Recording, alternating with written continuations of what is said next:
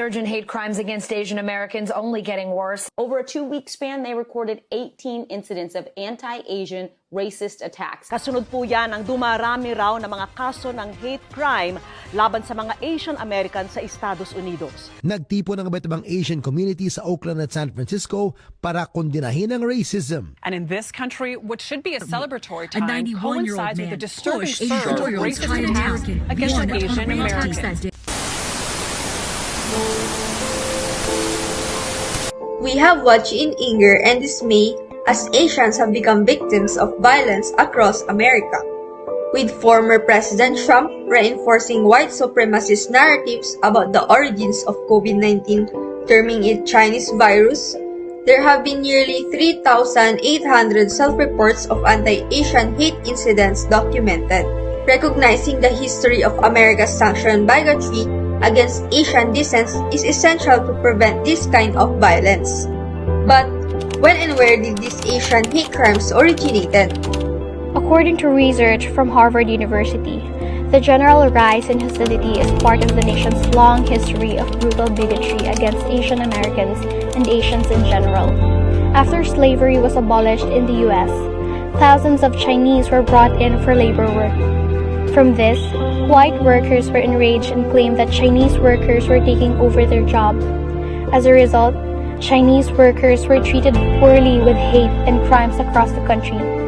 A notable event for this hate crime was the Chinese massacre in 1871 when a mob in Los Angeles and Chinatown attacked and murdered 19 Chinese residents.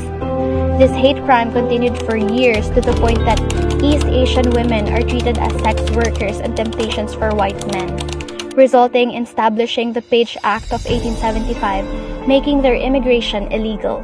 Until 1943, when then-President Franklin Roosevelt established the Japanese-American internment camps during World War II, Japanese Americans were treated harshly in the U.S.